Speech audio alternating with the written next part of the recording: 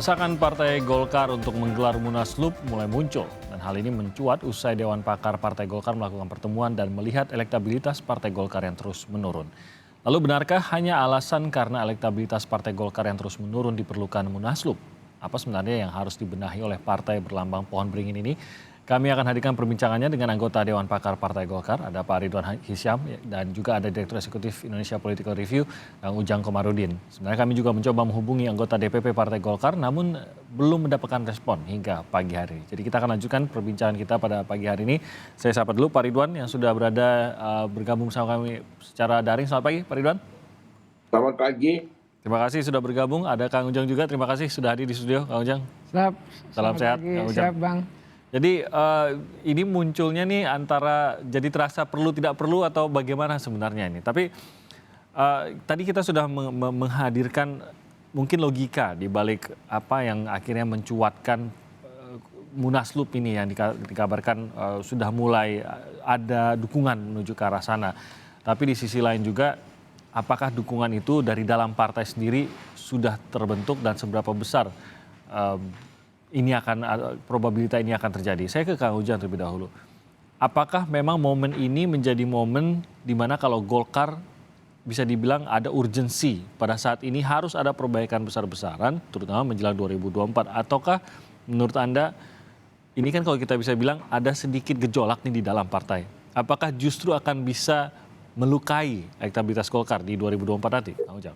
Yang pertama begini Bang, ini kan Golkar ini bukan yang pertama.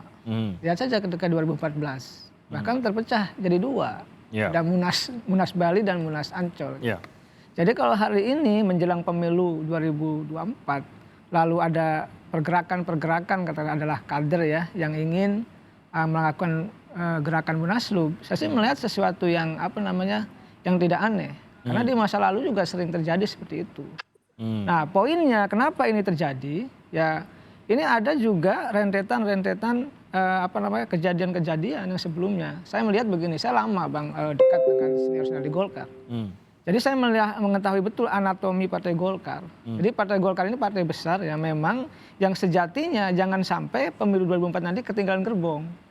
Ini ada risiko itu tidak sih kalau bisnis as usual sekarang gitu? Emang ada risiko itu? Ya gini dulu, yang beban ini pertama sebenarnya persoalan Munas dulu yang menetapkan Pak Erlangga sebagai capres Partai Golkar. Nah ini menjadi beban. Kenapa menjadi beban? Karena Pak Erlangga tidak cukup layak terkait dengan persoalan elektabilitas. Itu pertama dulu. Ini kan kader Partai Golkar di banyak daerah ini mohon maaf kecewa dengan itu gitu loh. Yang kedua persoalan elektabilitas tadi.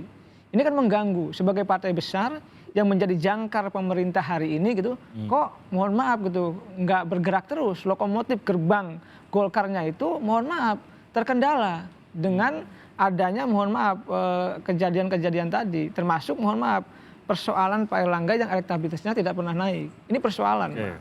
Nah oleh karena itu di Sumut misalkan, ya, itu juga kader di sana udah terbelah, cuma diredam oleh ketua DPD-nya.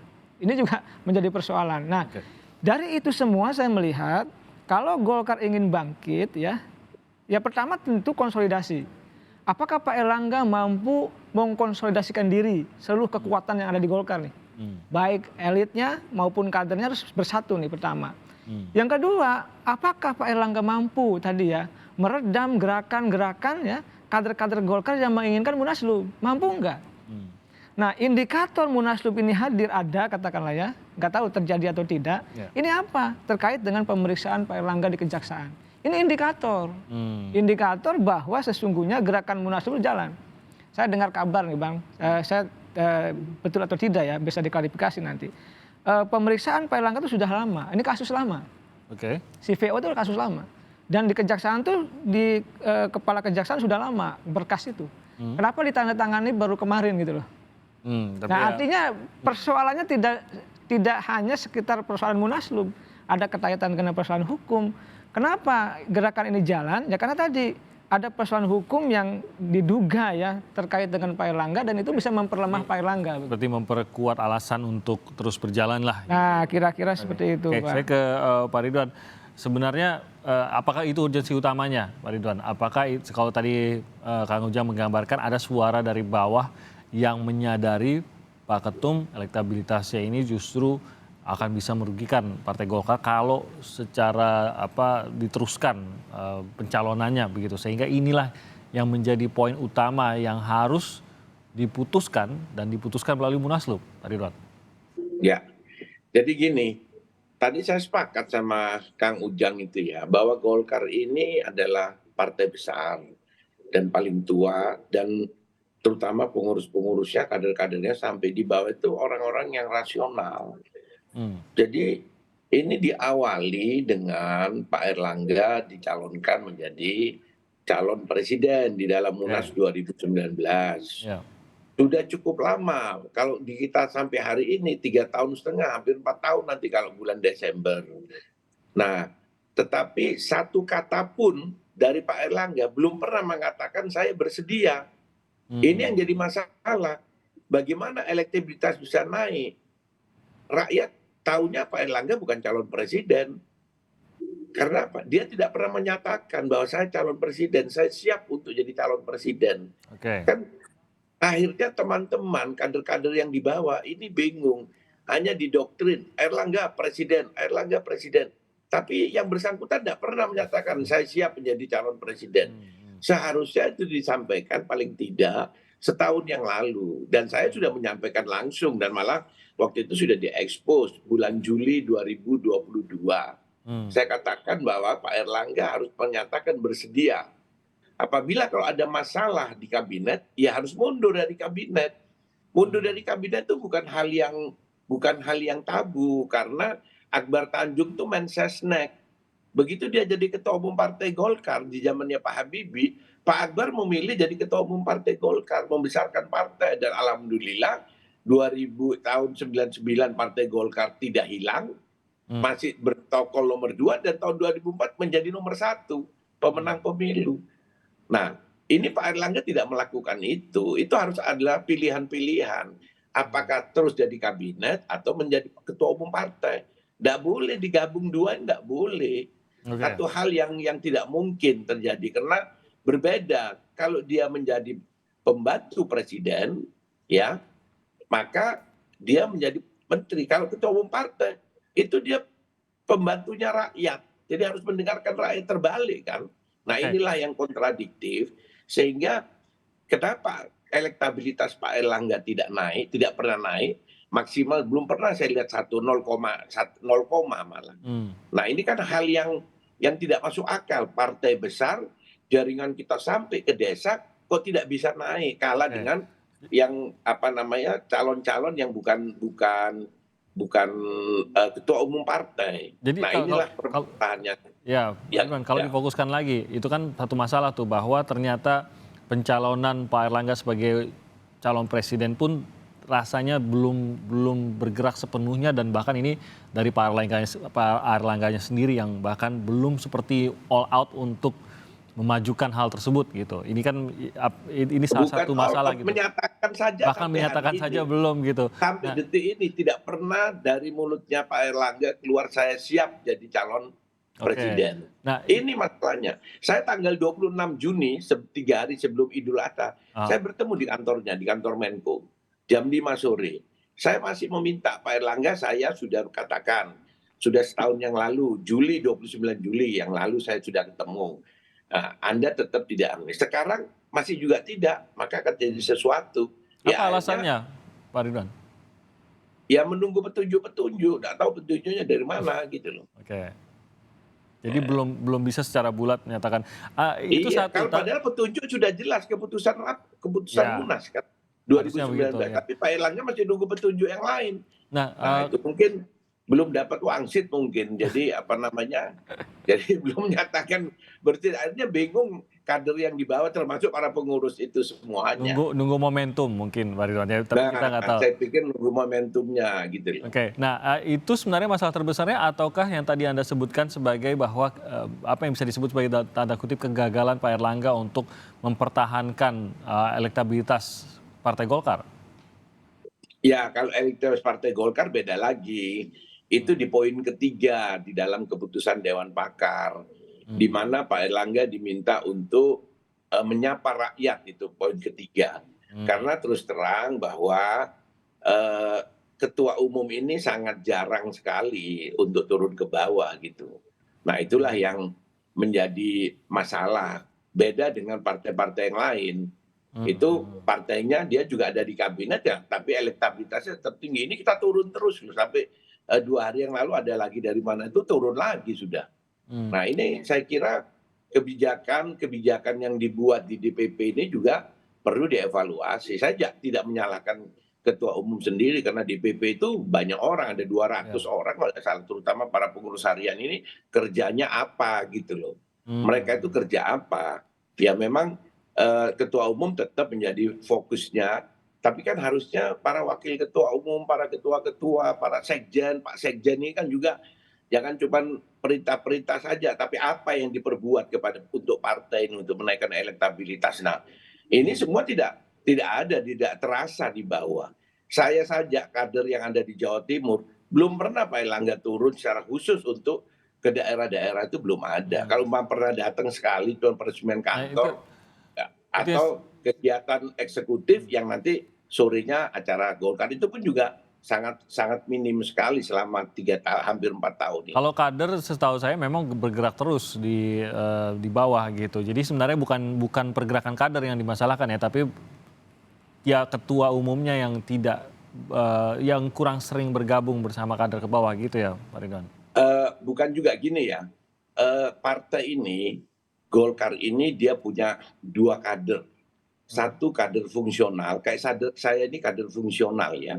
Terus ada kader teritorial. Jadi selama ini kader teritorial tidak tersentuh. Kader teritorial itu harus yang bekerja adalah DPP, DPD 1, DPD kabupaten kota. Itu yang bekerja. Nah ini tidak bekerja ini. Jadi yang bekerja di anggota DPR kayak saya untuk bikin kegiatan. Nah kader-kader fungsional saja. Teritorial tidak pernah tersentuh. Makanya setiap pemilu ya terakhir terutama pemilu 2019 kemarin, orang yang mencoblos partai Golkar tidak lebih dari 20% yang coblos partai. Ya, Yang mayoritas 80% mencoblos orang. ya.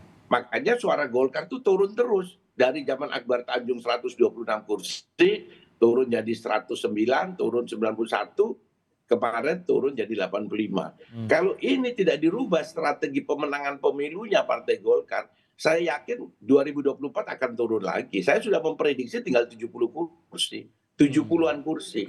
Itu saya sampaikan kepada Ketua Dewan Pembina, dalam hal ini Bang Ical, saya sudah ketemu. Ke Pak Akbar Tanjung sudah, ke Pak Agung Laksono bolak-balik, karena saya ini kan anak buahnya di Dewan Pakar. Nah malah ke Opung saya tidak pernah, karena memang saya kan jarang bertemu dengan Opung. Meskipun saya dengan Opung LBP itu sudah lama, mulai tahun 90-an saya sudah kenal pada saat Opung Sibuk lah menjadi kalau. Danrem, saya Ketua Umum HIPMI Jawa Timur Ya, pada ya. waktu itu.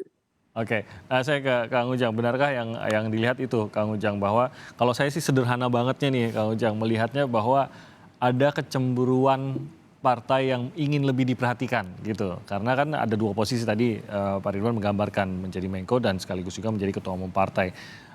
Sibuknya itu partai inginkan lebih banyak kehadiran Pak Erlangga gitu. Karena partai dalam kondisi yang tadi disebutkan, yang dalam kondisi terus menurun nih elektabilitas maupun kursinya gitu. Apakah Anda melihat ini yang menjadi polemik juga?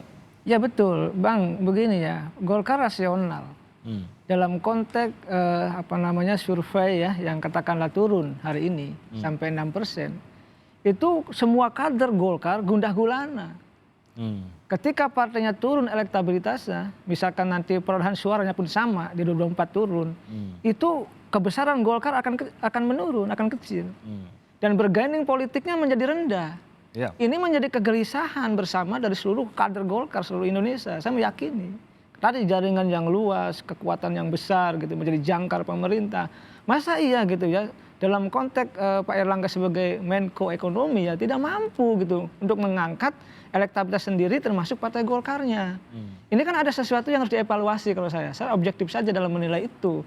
Nah saya pernah diskusi juga Bang dengan beberapa anggota DPR Golkar, saya kenal dekat. Nah, dulu saya pernah di fraksi Partai Golkar, bahkan saya pernah jadi staf khusus ketua DPR dulu 2016 ya. Saya tahu persis ada yang mengeluh kemarin anggota DPR Golkar ketemu saya gitu. Ini di belakang layar aja Bang. Katakan ketika Pak Erlangga turun, itu mereka tidak mengontak anggota DPR-nya yang di dapil itu gitu loh. Oh ya? Iya, ini pengakuan mereka. Bahkan anggota DPR itu nangis-nangis. Katanya kenapa? Merasa tidak diakui. Ini problem. Oleh karena itu ya saya meminta ya kita semua ya, saya sebagai pengamat gitu, untuk membesarkan Golkar, membangun soliditas itu. Pak Erlangga turun gitu ya, ya hubungin anggota DPR di wilayah itu untuk membesarkan bersama. Ya ini yang harus menjadi evaluasi gitu loh. Jangan sampai ini waktu sudah mendekat, hanya tinggal 8 bulan lagi gitu ya. Lalu Golkar ribut dengan internalnya sendiri. Ini evaluasi total menurut saya. Masih ada waktu untuk Pak Erlangga bergerak kalau misalkan tadi sebenarnya kan dari Dewan Pakar juga sudah mengeluarkan poin-poin yang cukup jelas. Salah satunya tadi poin 3 tadi ya, di mana Pak Erlangga itu akan lebih banyak bersentuhan dengan masyarakat.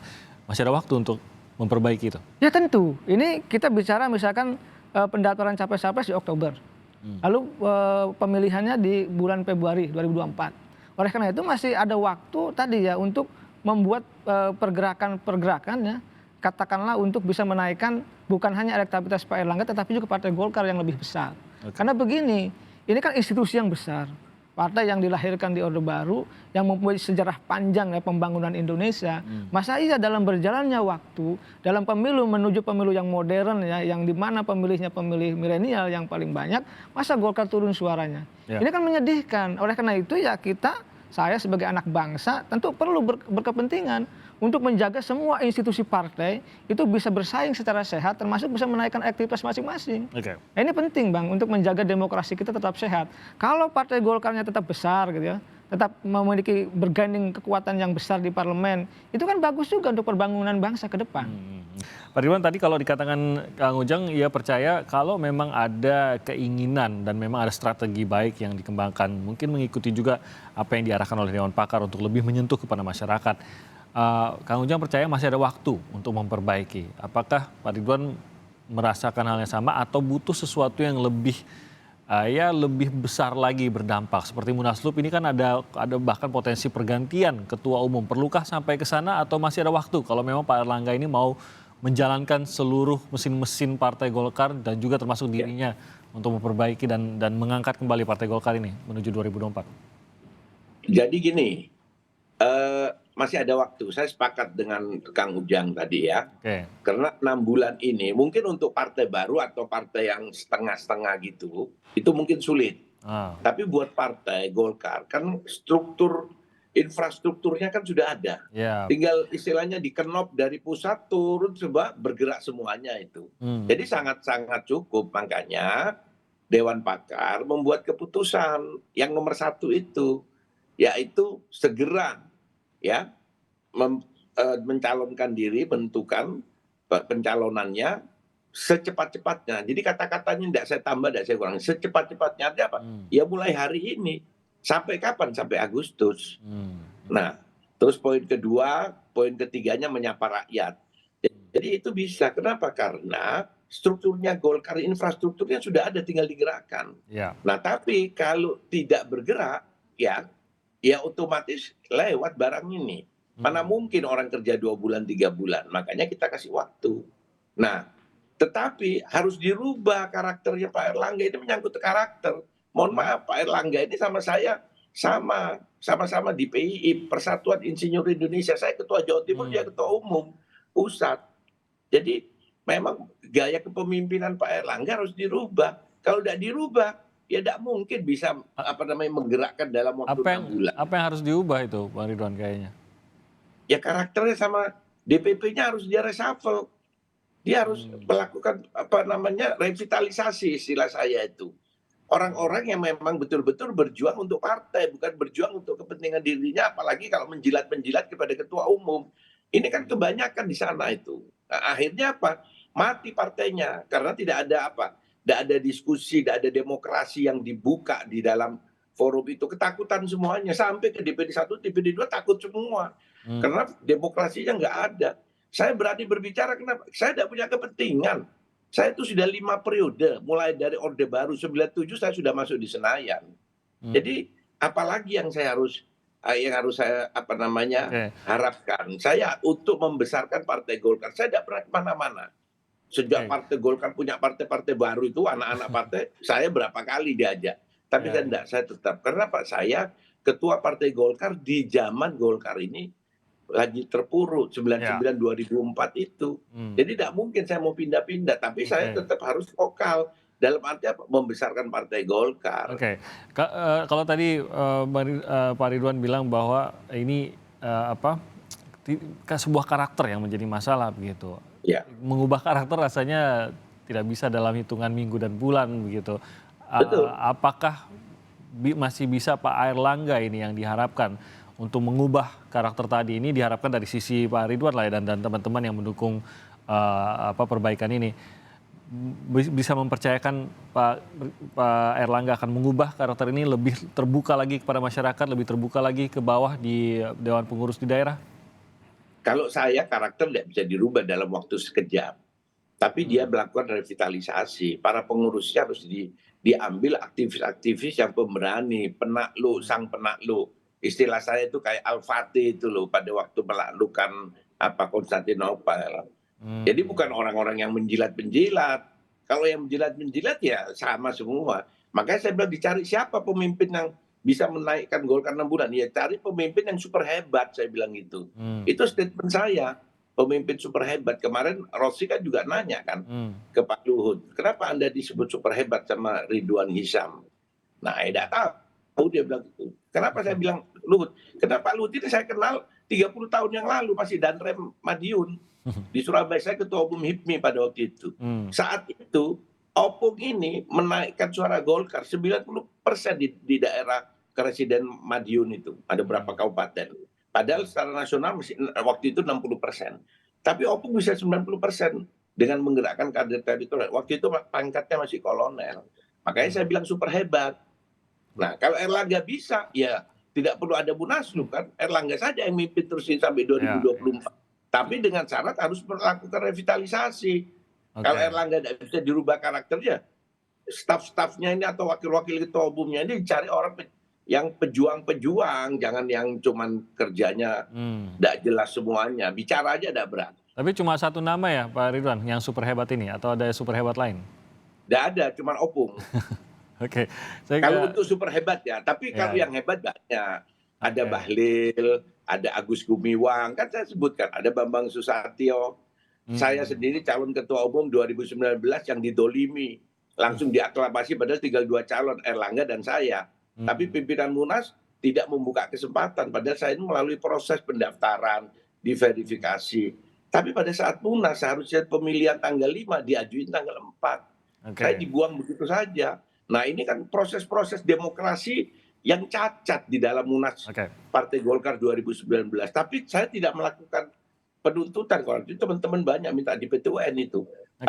Munas Golkar 2019. Saya bilang enggak. Saya disampaikan oleh Bang Akbar, Ridwan kita besarkan partai. Bang Ical juga bilang sama saya, jangan Ridwan. Nanti kita terbelah lagi seperti zaman Ical dan Agung. Akhirnya saya tidak melakukan apa-apa, saya tunggu dukungan. Saya ngalah, tapi saya tunggu bagaimana hasil Munas 2019. Ternyata ya amburadul. Dan saya keluarkan statement loh, pada saat itu sebelum didok itu calon presiden, saya bilang saya tidak setuju. Ada itu. Tapi ya karena tadi itu, semua harus bertanggung jawab di dalam peserta Munas 2019 itu menentukan Erlangga sebagai calon presiden. Itu harus tanggung jawab DPD 1, jangan Pak Erlangga yang disalahkan. Saya tidak setuju bahwa Pak Erlangga disalahkan, dan pengurus DPP juga harus tanggung jawab semua. Kenapa kok Erlangga saja yang disalahkan? Padahal Erlangga ini ketua umum ya harus didukung karena partai ini adalah kolektif kolegial, bukan ketua umum saja gitu. Saya ingin tanya pendapat dari Kang Ujang juga tadi. Bahwa bisa saja diselamatkan dalam kondisi dalam waktu yang tersedia, tapi kalau menurut Pak Ridwan tadi tetap harus ada sesuatu yang perubahan yang tetap besar gitu.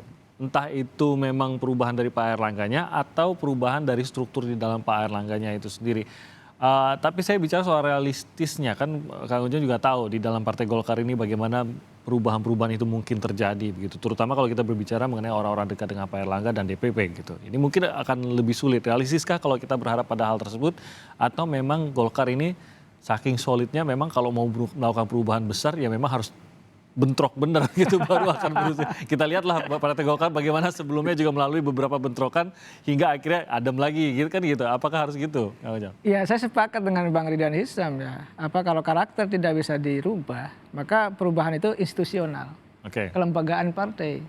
Nah, kelembagaan partai itu apa? Ya tentu pengurusnya direvitalisasi lah gitu kan, yang ingin berjuang untuk perubahan, katakanlah untuk menaikkan elektabilitas Partai Golkar. Karena ini mendesak, Bang. Saya tarik ke belakang misalkan soal pencalegan.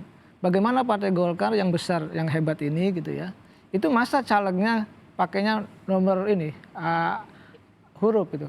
Calegnya pakai nama, jadi nggak pakai nomor. Alfabetis. Ya alfabetis. Kalau Bang Iya bayangkan lucu. Alfabetik. Nah ini menjadi bagi saya seorang akademisi ini bagi saya mundur ke belakang.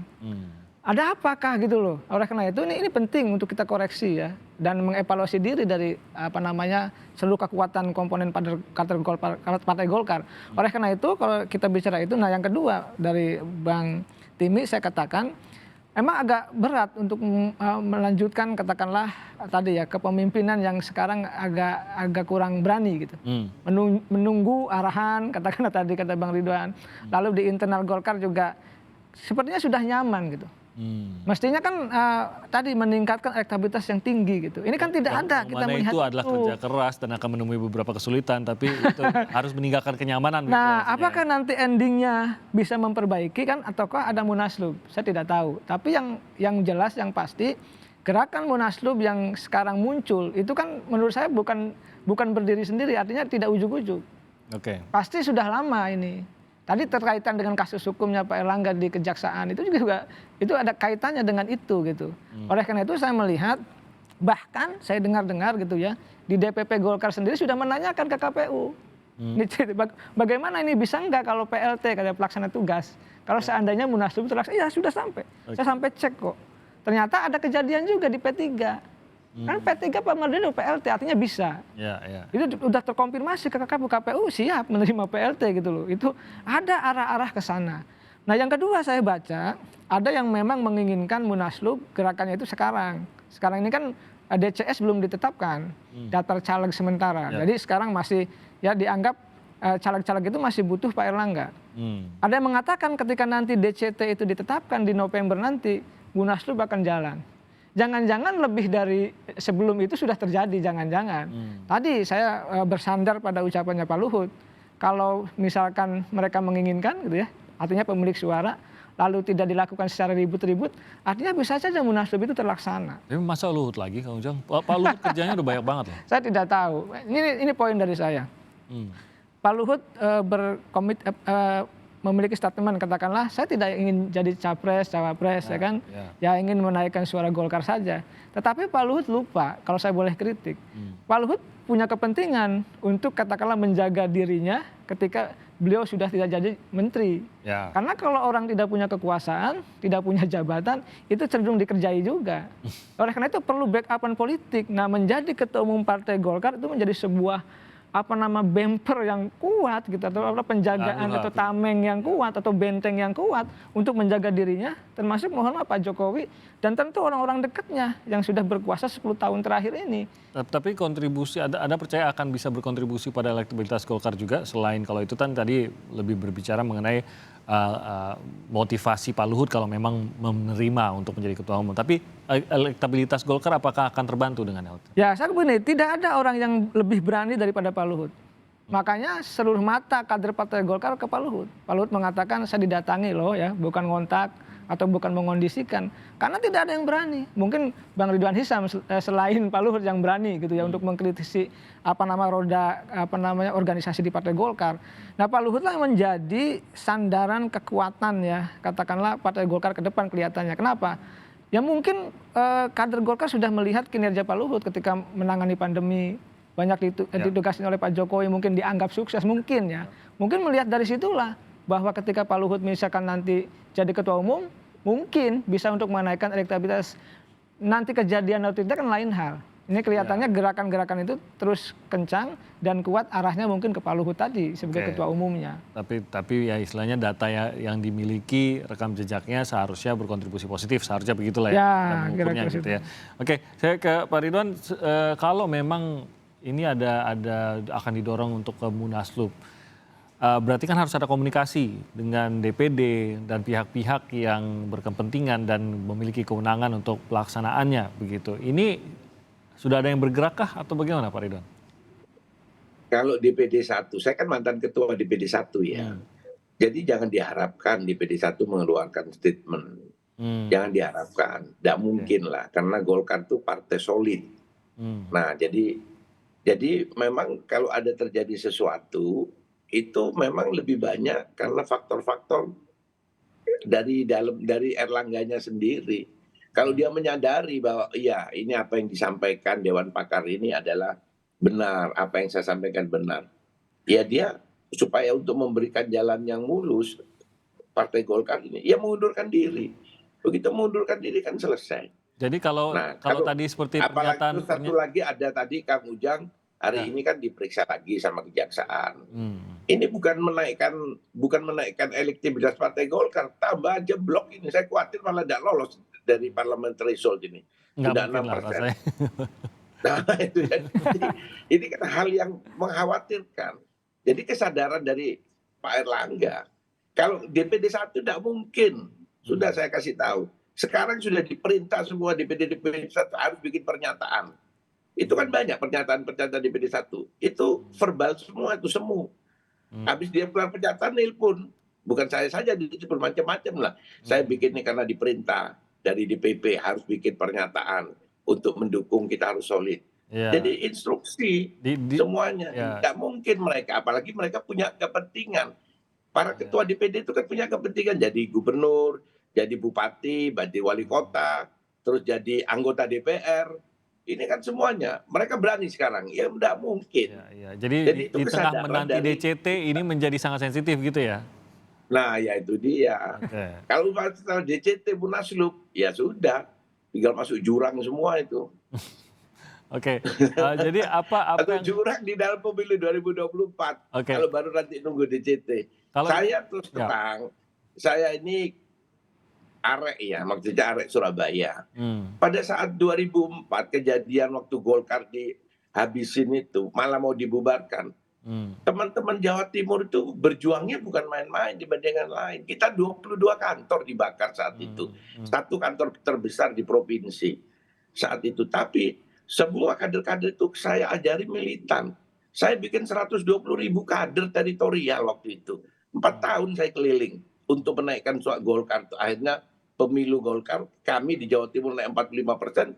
Bang Akbar Ketua Umum 2004 naik kita jadi nomor 1. Jadi tidak bisa, kader teritorial itu harus digarap oleh DPP. Ini tidak disentuh sama DPP. Yang disuruh kerja anggota DPR. DPR di provinsi, kabupaten kota, diperintah terus.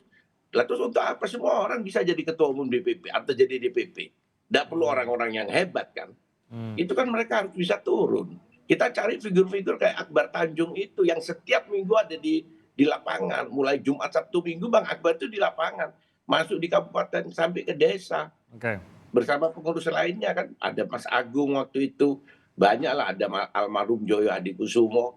Itu rata-rata kan meninggal semua sudah. Zaman-zaman itu. Nah kita butuh orang-orang pengurus yang memang harus turun.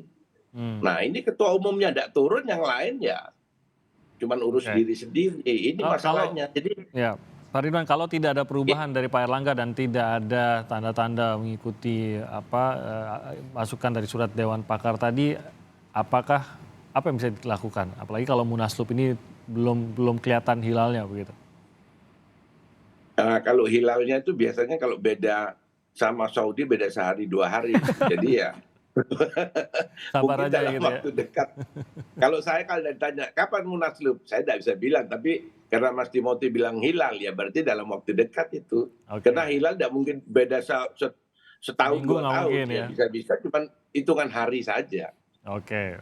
Jadi kita akan lihat dan kita tunggulah bagaimana kabar dari Partai Golkar. Kang Ujang, mungkin sebagai penutup, mungkinkah sebenarnya apa yang saat ini sedang dibicarakan banyak orang, Pak Erlangga tampaknya memiliki kedekatan dengan Pak Jokowi, tentu saja dengan pemerintahan sampai saat ini. Kalau digoyang rasanya, apakah ya rasanya akan perlu Pak Jokowi harus mengetahui hal ini gitu. Pak Jokowi mungkin ada yang akan mengatakan ya diizinkan atau tidak begitu istilahnya.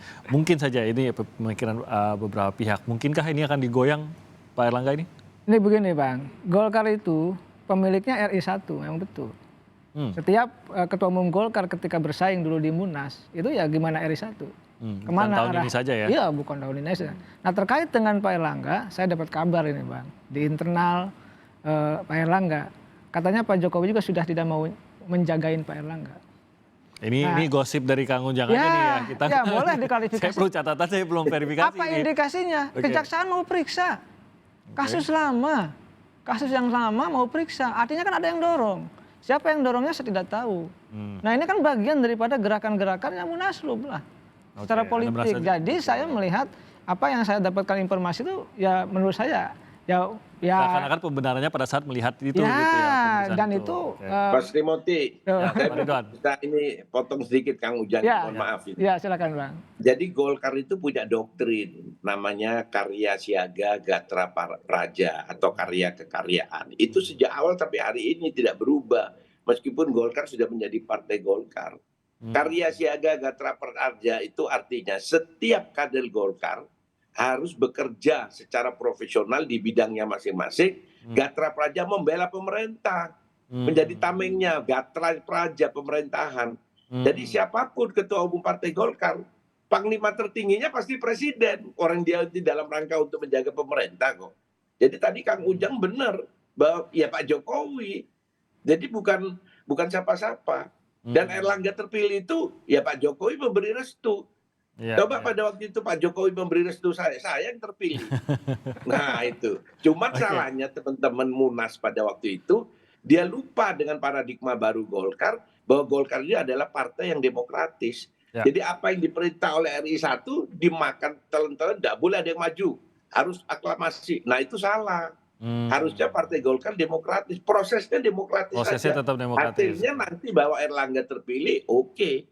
Dan saya ngerti itu. Pasti saya akan di dalam proses itu akan mundur. Malah yang lain dimundurkan. Saya tidak mau waktu itu mundur. Saya bilang salah apa saya disuruh mundur.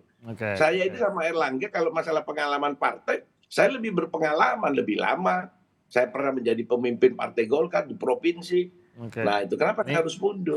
Jadi demokrasi yang dilakukan pada saat Munas Golkar 2019 itu tidak dijalankan. Padahal kita sudah masuk kepada paradigma baru partai Golkar. Golkar partai demokratis, Golkar partai yang modern, Golkar partai yang mandiri, terus partai yang mendengarkan suara dari bawah. Dulu zaman Pak Harto kan dari atas. Baik, Pak Ridwan, ini kita jadi paham kenapa selalu kalau membicarakan Golkar itu seperti seakan-akan tempatnya itu di sisi pemerintah, yaitu partai pemenang begitu loh, selalu berpihak pada partai yang pemenang gitu ya.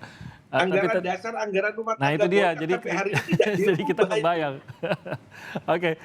Jadi pada waktu Gus Dur terpilih jadi presiden, kita pendukungnya Gus Dur. Habis itu Bu Mega, ya kita dukung Bu Mega. Kalau SBY memang dulu kan Golkar, ya kan. Berarti fitur Pak itu Jokowi siapapun terpilih. Siapapun presidennya, karena itu doktrin Golkar. Kalau tidak, rubah dulu ADRT Golkar. Dan siapapun ketua umumnya pasti sikap Golkar terhadap hal itu pasti akan sama. Setidaknya kita dapatkan gambaran itu gitu ya. Baik, Pak Ridwan terima kasih banyak atas waktunya. Kang Ujang juga terima kasih. Sama-sama Bang. Waktu lebih banyak kita dalami lagi tadi ke sana. Sekali lagi kita sudah mencoba mengundang dari pihak DPP Partai Golkar, namun sampai saat ini belum mendapat kabar balik, sehingga mungkin kita berikan kesempatan dalam lain kesempatan untuk bisa memperbincangkan hal yang sama. Kita lihatlah bagaimana nanti hilalnya Munaslup ini. Kita berterima kasih lagi. Pak Ridwan salam sehat dan juga Kang Ujang salam sehat. Sampai bertemu lagi dalam salam sehat. Selamat pagi.